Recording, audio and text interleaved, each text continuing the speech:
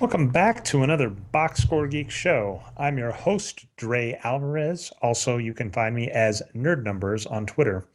You can also find me at nerdnumbers.com. And as I've been announcing over the last couple of weeks, I will be moving the podcast, or at least the podcast I host, to nerdnumbers.com in the new year. So just going to start hammering that home every show until then.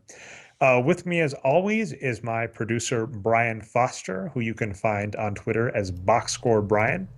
We know him as the voice of God around here as the podcast, and you do work in mysterious ways, Brian. Sometimes people can hear your voice. Sometimes only I can hear your voice. So why don't you give a shout out? Maybe people will hear it. Maybe they won't. No, they'll hear it right now. I was complaining before the show that as we start the live show and add more production stuff, and I start talking more, I need to catch up and step my game and not mute myself so much. So I think I'm not muted right now. We're going to have a good show this week, either way. If you are muted, I'll make sure in post to go through and cut it out. But, as we were mentioning before the show, neither of us really want to do that. So maybe it'll stay in if you are muted. All right, so a fair bit to talk about this week. Actually, not too much in terms of topics, but a ton in terms of content. Our good friend Kevin Draper, I said fiend, but I meant friend. Our good friend Kevin Draper did a fantastic piece on Adrian Wojnarowski, and if you haven't read it, do yourself a favor. It's at the New Republic. Go check it out now. Pause the show, go read it first. I'll be talking about it, but it's an amazing read. It's one of my favorites of his. We'll be talking the Golden State Warriors because we can't avoid it. I don't know if you actually realize this, but the Boxscore Geek Wages of Wins crew is just full of a bunch of Warriors homers. Jeremy Britton, who has probably written one of the prettiest pieces ever on the Warriors, is a huge fan. And of course, our very own Brian Foster is. So it is impossible to go without hearing about the Warriors, at least every couple weeks, provided they're doing well. And even with their recent loss, they are doing very well. Patrick wrote an article about the treadmill of overspending, which I hope overtakes the term treadmill of mediocrity, which was fantastic. And yeah, that'll pretty much do it for what we'll talk about this week. As always, we do a poll on each show, and last week my own personal bias got in the way, and I did a poll of Batman versus Superman. And thank goodness you people out there on the internet are not foolish, at least most of you.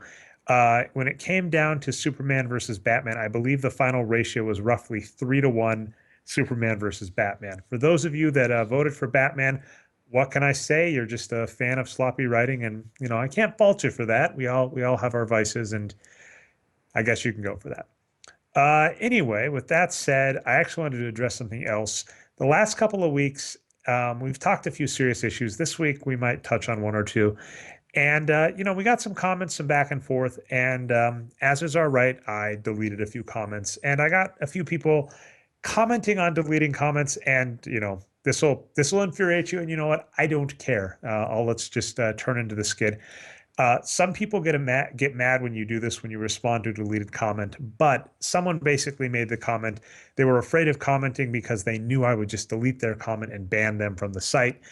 What I want to actually bring up is this concept of banning. I've heard a few people do it, and typically when I see people use the phrase ban, what I find it to be is, indulgent, entitled people that are trying to gain sympathy for basically attacking blogs.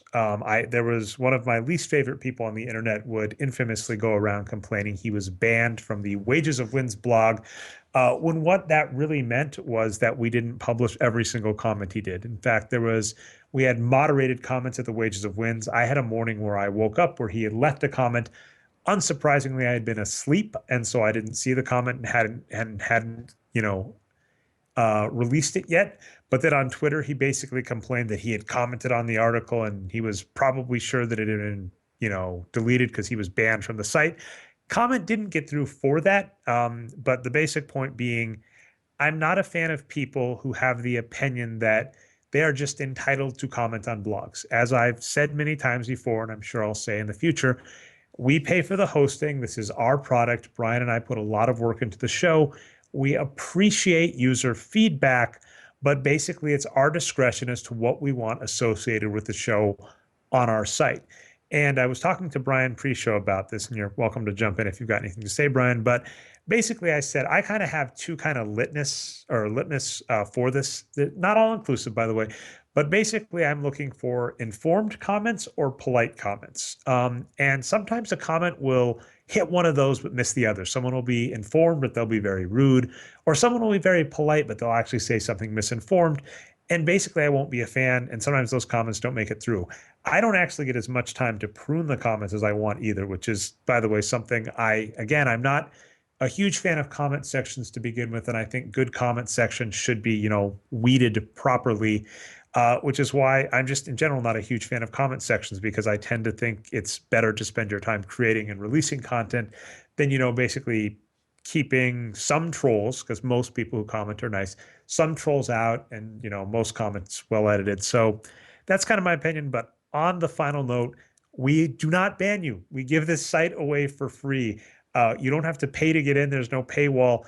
You get to read this for free. So we don't do any banning of the site. If your comment doesn't get through, that's just our discretion. But I want to stress, you commenting on any post we release is a privilege, not a right. You haven't paid us any money.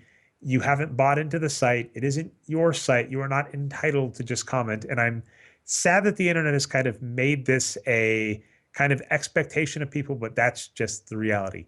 It is a privilege, not a right, to comment on any blog. It is a privilege, not a right, to tweet at someone if they want to block you for any reason. You are not entitled to be upset that they have blocked you.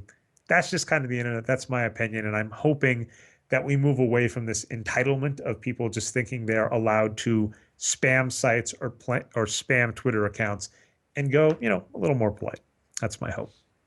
Now, one of the things we've talked about a few times is Gamergate, which we've stressed we are not a fan of. And sadly, this week they actually had a release where someone doxed someone, Brianna Wu, and posted an article that showed her house and was basically stalking her. And we don't approve of that. But the premise behind Gamergate is ethics in video game journalism, which is crap. And if you want me to believe you want ethics in video game journalism, fine. But the first thing you can do to convince me you don't actually want that is say you're behind Gamergate. But on the notes of ethics in journalism, Kevin Draper did an absolutely fantastic piece in the New Republic where he basically went right at the source. He went at Adrian Wojnarowski, and basically dropped the point that Adrian Wojnarowski, in terms of his journalistic ethics, is kind of skirting this very fine line, because what Wojnarowski has gotten very famous for is basically scooping stories, basically releasing where someone's going to go, who's going to sign who. Now, what we should note is he's not perfect at this. One of the people that he hates is LeBron James. And as Kevin Draper mentions in the post, Wojnarowski basically mentioned a quarter of the NBA at one point in speculation as to where LeBron would go. He included Miami, but basically said it wasn't likely. He said, I believe at one point, the Chicago Bulls were the front runner. And, after all was said and done, he released the definitive guide as to what happened with LeBron James, which was just the ultimate hubris to basically have been projecting something so wrong and then try and have a retrospective where you act like you knew what was going on. But basically, Kevin points out that Wojnarowski has a lot of inside sources and he blurs the line between opinion and reporting. And that's how he kind of gets these people to stay in his pocket, where he will release favorable information. I believe one of the agents he talks about is Andy Miller, where he will leak non-stories that are basically shilling for Andy Miller, that are saying his client wants a better deal, etc. And in exchange, he'll get the big story, which is when one of his major clients signs with someone. And another crazy point he made is that Wojnarowski was basically working hand in hand with Joe Dumars, to the point where we actually have proof. The NBA fined Joe Dumars $500,000 for leaking multiple confidential league memos to Wojnarowski. And basically what they did is they had a sting operation where they would release a memo to lots of teams. They would change the numbering slightly in each memo. So if the numbers were released, they know who did it. And Joe Dumars was basically working with Wojnarowski. And as Draper points out in the piece, Wojnarowski didn't say a negative thing about Joe Dumars from 2008 to 2011. And even when he started talking negatively, he basically was saying Dumars is rebuilding, Dumars is doing, good stuff. And we can see the exchange was he got the scoop on every single major deal the Pistons did. And in exchange, he basically gave Dumars and the Pistons preferential treatment in reporting. Whereas we look at, LeBron James, where he couldn't get any information from LeBron James. And as a result, he was very aggressive towards LeBron James. And this isn't new. And one of the scariest parts of Kevin Draper's piece is just how many people in reporting spheres are scared of Wojnarowski. No one wanted to go on the record. All of these people were for anonymity. And, it's kind of terrifying how this guy has built himself up to be the name in sports reporting. He has done it via, unethical means and kind of has this weird mentality going in sports, which is scooping information, which is very weird. When you look at sports, all of these timelines are very short. We'll know when someone's drafted within a reasonable time. We'll know when all of the midseason trades can be done. And yet there is this impetus to try and be the first person to report the story, which Wojnarowski is going for. And as Kevin says in his piece, it's not scooping at the cost of journalistic ethics isn't good reporting, and so it's a terrifying kind of profile of Wojnarowski, but I think an important one. And Kevin Draper has done a lot of good reporting on this about some of the issues in sports reporting and how good journalistic fact checking, journalistic ethics get left at the door. And Brian, actually, if you want to end this, one of the things you said before the show is, I believe you called it Pollyanna shows like The West Wing try and paint the media as very ethical. They don't want to be the bad guy. But in the real world, becoming the rock star reporter has kind of become a job in of itself. And we've seen ethics kind of fly by the wayside because of that. Man, that's a lot. And I was telling you before the show that I haven't read the article yet. I love Kevin Draper, so I'm sure I will.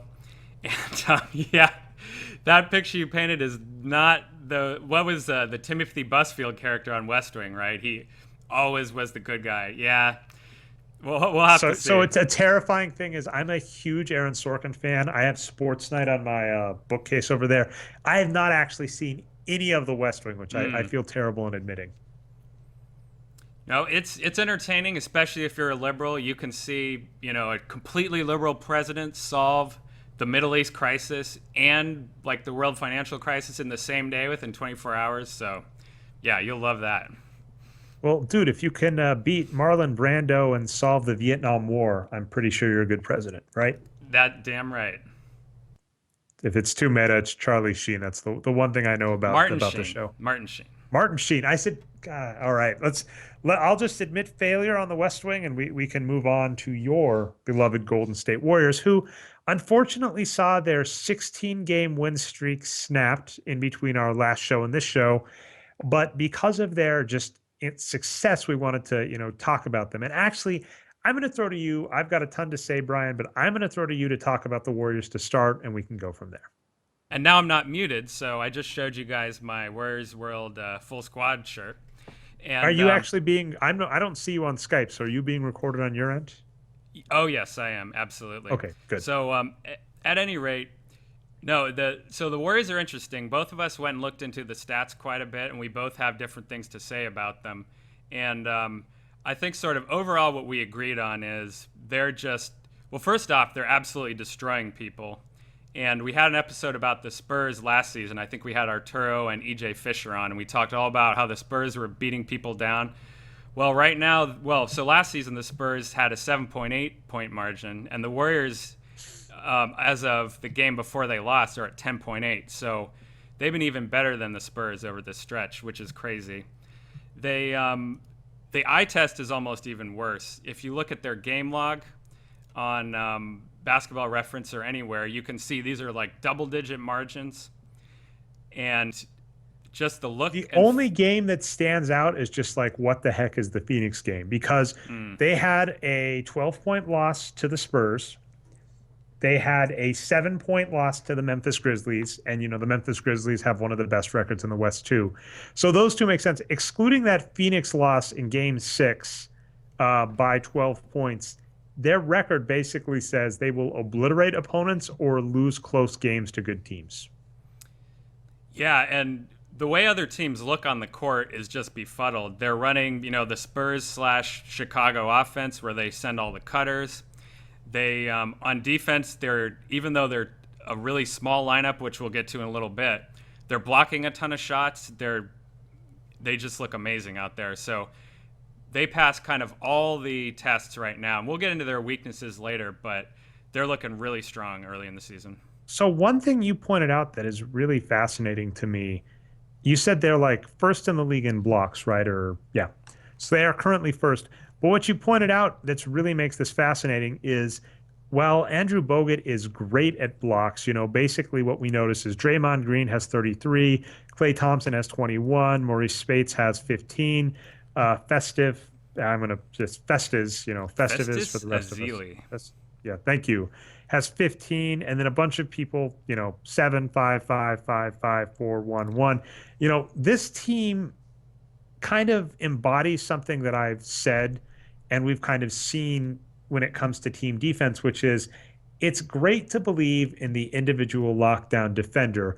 Andrew Bogut's gotten that reputation. Andre Iguodala's gotten that reputation. Certainly Klay Thompson has had that reputation. But it seems way more obvious to me is if you want a great defense, you have to have the right mentality and the right pieces. And this we've almost seen a team defense get built over the last 3 seasons where, a few seasons ago, what they just had Klay Thompson, and then they got Andrew Bogut, and then they got Andre Iguodala, and now they're all healthy this season. So it's kind of like, I do believe that players contribute on defense, but I think the key to having an awesome defense is having the team defense play well together, and this is the first season we've seen them all together do it.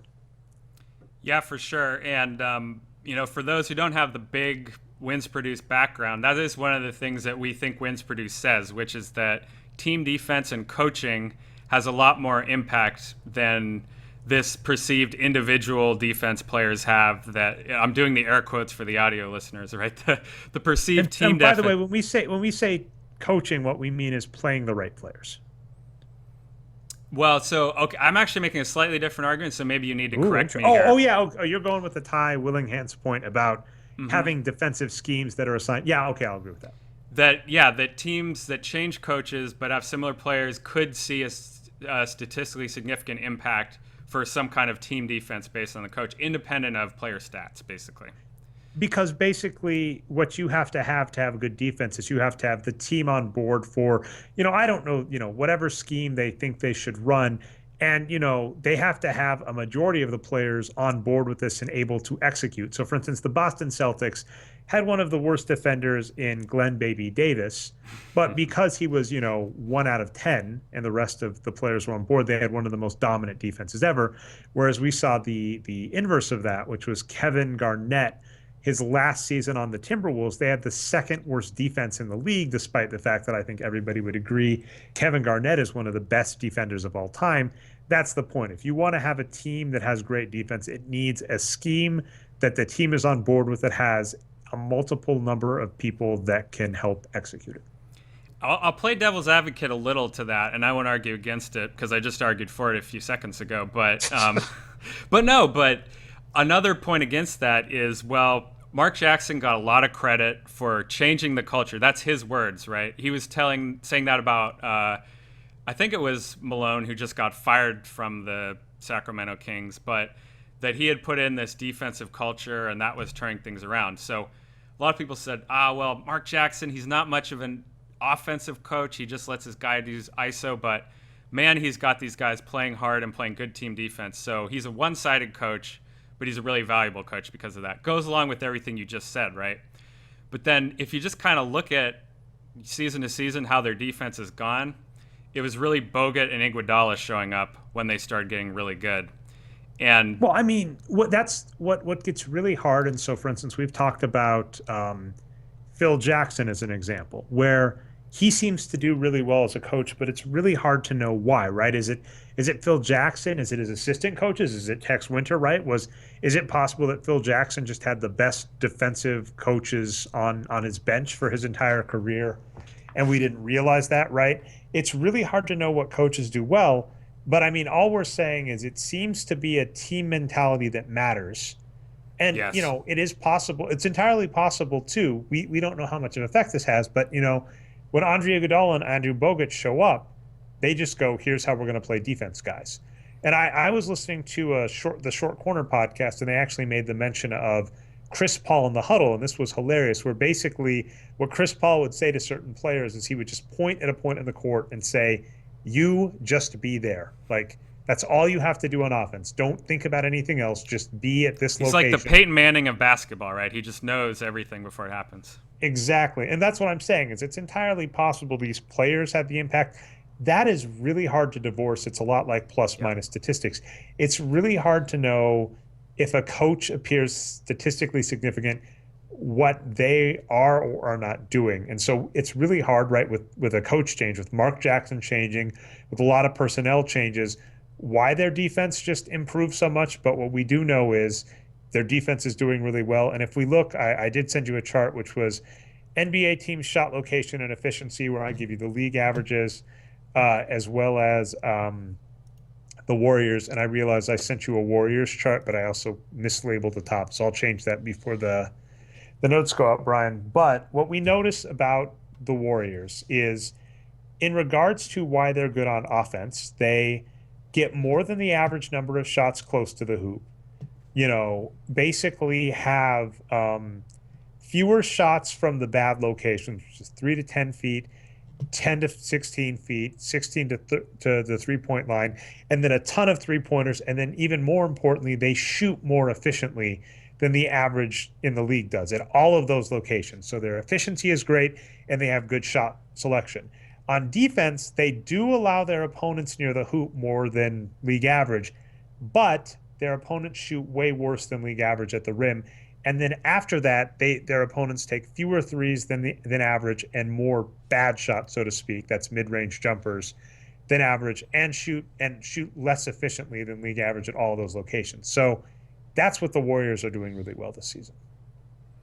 Yeah, and that was kind of our summary, right, of everything we've been talking about now is that they've raised their. So, first off, they were kind of a middle of the road offensive team last year, maybe like 12th or something. And they've become the number one offensive team, depending upon how you look at it. Top three, I for think sure. they're current. I don't think they're that high currently. They're eighth in the league currently. Okay. Well, but we said specifically that was shooting, right? That they have raised their shooting, whether you say field goal percentage, effective, or true shooting, up to near the top of the league. But then they've also lowered their opponent's shooting even more than before. So they were a top 5 defense last year, but now they're number 1. So they're number 1 defense, a top 10 offense, and as you mentioned, I mean their issue on offense. If they were a little better at offensive rebounding and turnovers, they would probably have the best offense in the league. But what they excel at, and this is what makes when pre-show when we were talking, I said the Warriors are a boring team because they could actually be explained with the really, really old box scores that just had, points and shot attempts. Basically, yeah. they shoot really efficiently and their opponents don't shoot efficiently, and that is the secret to their success.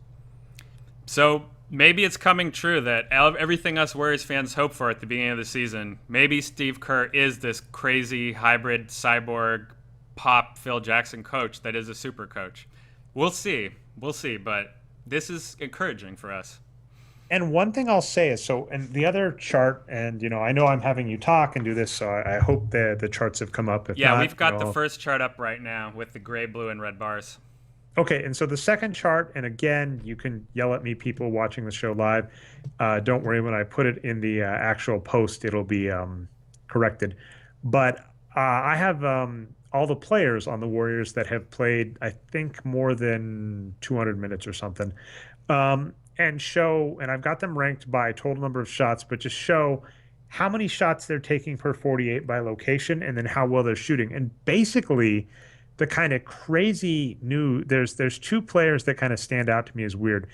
Draymond Green is just really weird in that he's really, really good from mid range and bad from three, which is remarkable to me. And then additionally, the other player to take a look at is I think Maurice Spates. He's had a In weird year, that, that's for sure. in that, yeah, he's basically if you remove Maurice Spates and Draymond Green, you get rid of all kind of what I would call stupid shooting from this team. Well, what about Classic Clay? We can't forget about him. He shows up Well, every that's once in a okay. while. So actually, if you get rid of Spates, Livingston, and Draymond, you get rid of the mid range. I mean, we've talked about Clay, and if you look at Clay, he's shooting a lot from close. One area that he's shooting a lot from, and it turns out this is what's interesting. When I've been doing the Clay Thompson watch, I have used the in the paint definition, and Clay has been shooting a lot more in the paint this season than previous seasons. But what we've noticed is that as soon as you leave the 0 to 3 foot range in basketball, your shooting percentage plummets until you get to the 3 point line. We're using effective field goal percentage. And I was tweeting about this a lot today, which is basically to say, look, the average team shoots 52.4% effective field goal. That's basically counting for points versus shot attempts from three. Whereas the average team shoots about 40% from mid range. So basically, you would have to be 25% worse from three to justify just not taking more 3 point shots. And so when you look at Klay Thompson, for instance, he takes a ton of threes, a ton of inside, and he's taking more 3 to 10 feet, which aren't great, but they're better than the 10 to 16 feet he was taking last season. Yeah, absolutely. And that's such an important point is the 33% increase in points you get for a 3 versus a 2. It's so significant, and it just seems like 1 point, but 33%, that's huge, right? It's just so many more points for that shot. Yeah, basically every single team in the NBA could miss two shots from the 3 point line, and basically it would be the same as they're shooting from mid range. And I believe the So just, Rockets are far and away have the most threes this season, so it's not surprising how well they're playing. Attempted, that yeah, is. I'm able to, these charts I've sent you were just the start. As you know, I was kind of prototyping them today. So hopefully I'll be able to do more of them to future because I mean, this was really fun to just spit out the Warriors. And, it was just a whoa moment on the Warriors where you're like, whoa, they're doing everything right. So that was remarkable. And, I'm less critical of Clay. All I'll say is I think, two other players I'll bring up is John Wall and Russell Westbrook are playing out of their minds this season. And Klay Thompson is playing fairly well. He's dipped a little. He was at star level briefly. He's a little below. If you want to, and I'm trepidatious on this, but if you want to factor in D, he's probably about star level. I still don't think he's worth the money. And one thing you pointed out to me, I think a week or two ago, is that Kyle Korver is still a better value. So you pointed out that Kyle Korver wins per 48 is still a much, much better player than Klay Thompson. So all I'll say on Klay Thompson, John Wall, and Russell Westbrook is even though they seem to be playing better this season, I'm still not a fan of the contracts they signed. Right, and we never blame players for having good agents that can get them signed to contracts more than they're worth, but the overall point is even though Clay really has taken a leap and is one of the best shooting guards in the league, very few shooting guards are worth the max just because of what that position produces. And in fact, there was a thread about it on the Wages of Wins Google group this week. I forget who it was asking, what is the average production for each position, just for everyone? It's really significant how much more big men produce than guards. So unless you're Harden, it's really hard to justify that max contract, even though it's not Clay's fault. And even when yeah, sorry, I just knocked my camera. Even when you're Harden, it's hard to justify the max contract if you think you can find similar value. I think that is one reason I like Kyle Korver. It's not just that he's significantly better. He is a point that's saying if you're looking for a shooting guard that can shoot well from three that you don't want to pay 16 million to, you can get them cheaper than 16 million a season. Oh, then you just have the straight economics angle there, right? It's just supply and demand.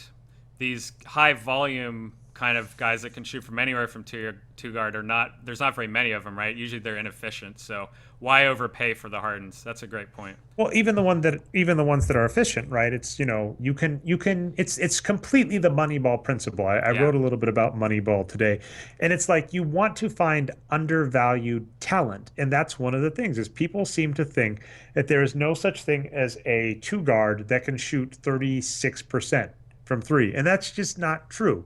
So not only do these players exist, they tend to be cheap. So why are you spending almost a quarter of your salary cap? And reminder, Klay Thompson's contract isn't going to, Klay Thompson is going to replace David Lee as the highest paid Warrior in a year or two. But what's worth noting is by the time Klay Thompson is the highest paid Warrior, the salary cap's going to go up. His contract's not going to be as huge or as hurtful as David Lee. But I mean, basically, Klay Thompson is David Lee 2.0, which is he's this, offensive scorer that they paid a lot of money for, and I think would in normal circumstances be a burden on their salary cap. But he is playing well, so we'll give him that, and he's contributing to the fact that the Warriors just play right on both sides. Well, where do you want to go next? You want to go into the potential Warriors' downsides or more on their efficiency? I've hit every. If you want to show the players chart, that's fine. I think the only players that kind of stood out to me obviously are Steph Curry. What the heck, right? He's amazing. Klay Thompson, he's shown improvement. Draymond Green, this is just weird. Like he's the only player. Him and Bogut are the only players on the Warriors that just can't shoot from three, which is bizarre. And then Spates and Livingston, hey, stop shooting so much from mid range. But beyond that, I'm really impressed with the Warriors offense. It's really simple. It's kind of meat and potatoes. Shoot really well, keep the opponent from shooting well, but it's working for them. And, they're definitely a favorite at this point for, at least the Western Conference. So I would be curious on you wrapping up with what you think their deficiencies are.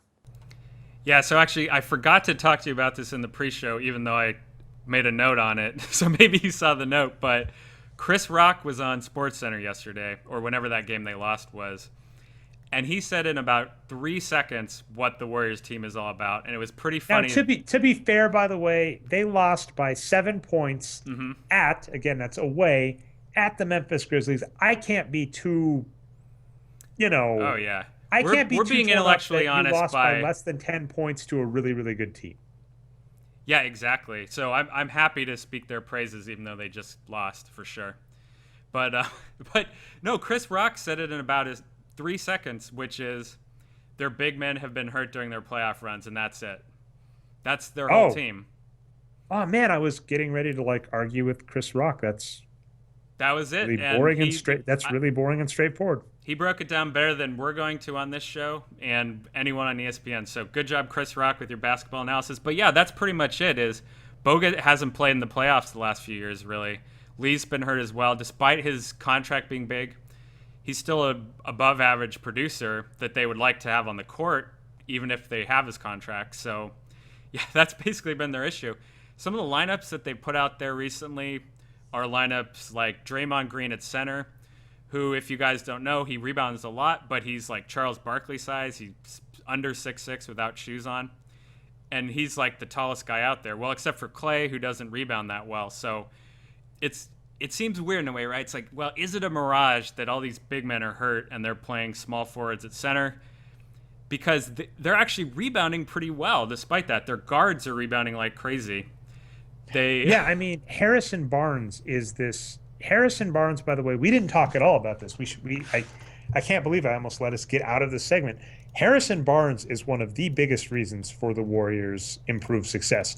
He is the second best player, according to wins produced player, on the Warriors this season, and it's just spectacular. He's shooting well, and I think he is rebounding like mad, right, if I'm not mistaken. So, well, like mad is relative for him. I've got the stats up here right now, and yeah, well, actually, I have it written down. That's even better. But yeah, he's gone from 5.3 rebounds up to 7.5, and this is the Boxscore Geeks version, which is per 48, I think, right? Not per 36. But anyway, the point is it's per minute. So, yeah, I mean, he's averaging 10 rebounds per 48 minutes. That's 2.4 offensive and 7.6 defensive. and that's 1.7 rebounds better than the average small forward on defense, and zero point 0.8 rebounds better than the average small forward on Oh, wow, offense. so it's gone up since I looked at it. So he has been rebounding like crazy. And the thing is, he's never done that really in his college or pro career. This is the first time he's been a reasonable rebounder. So I was looking at the other rebounding stats for these guys. Curry is up to 7.4, and that Wow. is crazy for a point guard. He's a little bit tall for a point guard. I think he's 6'3" or so, but unless you're Westbrook, you're not really rebounding like that as a point guard. So they're getting a lot of contribution from him. Clay himself, who I just complained about, is a slight upgrade. And Iguodala and Livingston are pretty tall and good rebounders for guards. So all those guys are rebounding. It's just a matter of, well, is it a mirage, right? And one thing I didn't do is break down the offensive versus defensive, right? Because one of the things we think as part of wins produced is that defensive rebounds, if someone leaves the team, someone else does have to take those, that you can steal them from each other in your team, but offensive not so much. So maybe that would be the next thing to look at. Yeah, I mean, the thing about you can be good at defensive rebounding, but basically what we kind of say is every defensive rebound you get, basically half of that kind of goes to the team. So like if you weren't every defensive rebound you get, if you weren't there about 50% of the time, just someone would pick that up. That's what the data tends to suggest. The only stats that really seem there are three stats that basically say if you weren't doing it, someone else would be doing a portion of it. I don't want to say all of it. Right. Those are assists, defensive rebounds, and shots. These are the three things that we basically just accept saying these things are going to happen naturally. You can be much better than the average player in terms of this. You can be much better. Like Chris Paul gets way more assists than any guard would ever do. But if you took Chris Paul out of the equation, there would still be some assists going on. So we factor those in, and defensive rebounds are one of those. But it is kind of troubling when you look at the Warriors. I mean, really, I think it's not hard to say the one thing they're lacking is just a backup center for Andrew Bogut. And Zealy's not playing that well. I don't know if we're going to get into him. They also have Kuzmic, who's a big guy and rebounds a lot, but I guess he's too young for any of the coaches to play him. We won't get into whether that's a Well, good he's idea or playing not. But in the 34 minutes he's played this season. He has played the second worst behind Justin Holiday on the Warriors. that great sample set. Justin Holiday is funny. It seems like they only play him against the Pelicans when his brother is in the game. So I don't know why they do that, but anyway. Silly. But no, kind of the last part of the Warriors' size problem was their block shots. And again, this just comes back to Bogut's health, right? They actually led the league in block shots when I looked at it before the Memphis game last night. And most of that does come from Bogut. He's one of the top shot blockers in the league. All their other guys, as you pointed out, kind of do chip in a little, but they don't really have any other good shot blockers. So This is fascinating. So I'm going to look at this really quick. If you look at power, sorry, if you look at power forwards and centers in the league, and I can't sort by block. Never mind. That's cool. On wages on the Box Score Geeks, we have the players engine, and you can sort by a few stats, but blocks aren't one of them. So I was going to try and compare blocks among bigs, but I can't at the moment. Yeah, I blame the popularity of mobile. We need to bring back the super wide website, Trey, so we can fit more stats onto that table. What do you think? I like Get rid it. of mobile phones? That's probably not going to happen. It's that is a rough thing because I do hate a lot of the mobile apps because they condense the stats to try and make it fit on a screen, and that drives me crazy when I'm trying to check the score. And I don't just care about the score; I want to see the in-depth box score, and then you just see like points, rebounds, and fouls or something.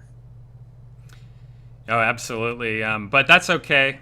You'll have to trust us on it. Maybe we'll add some annotations. Bogut is carrying them in terms of block shots, and he was, I believe, fourth in block shots in the league when I looked at it last. So, but yeah, so they, it's a little bit deceiving because of their pace in a way. They are the number one team in pace, so it builds up all these stats a little bit. But even if you look at the ratio, they're still kind of hanging in there. So it's interesting. That's the real question, right? Is Bogut going to get healthy again, and Lee as well as kind of a corollary? Will their smalls just keep being a bunch of Charles Barkleys, or will that rebounding and blocks finally start to fall off? I think that's the biggest question with the Warriors' title hopes anyway. they're almost assured of being in the playoffs with their fast start and having a good seed already.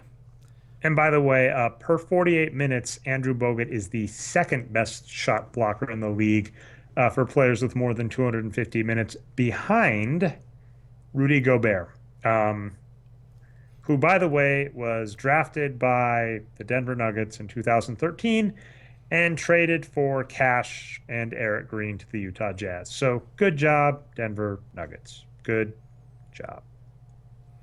They must have just wanted Eric Green to help celebrate the new marijuana laws. I don't know. That's my guess. Ah, cute. Do you like All puns, right. Dre? Sorry, keep I, going. I, I love puns. I actually like on Twitter, I'm like, if you can go for a pun, you go for the pun. That's, I mean, I know we can talk more Warriors and, it's wax effusive to the many Warrior fans that are on the Wages of Wins group. But I'm pretty good. So unless you have anything else to end on, I'm happy to go to shoutouts. Now let's move on. All right. So this week's shout outs from my part. Actually, this is fun. We might have to just make this a running thing with you. So, Brian, do you have any shout outs?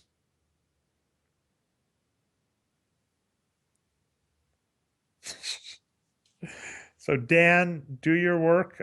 Track down Kevin in the grocery store or whatever, and Kevin, track down Brian in the grocery store or whatever, and let him know he needs to do more shout outs. The reason I said Kevin is I've got my little prompt up for my shout outs, and my first one, unsurprisingly, Kevin Draper.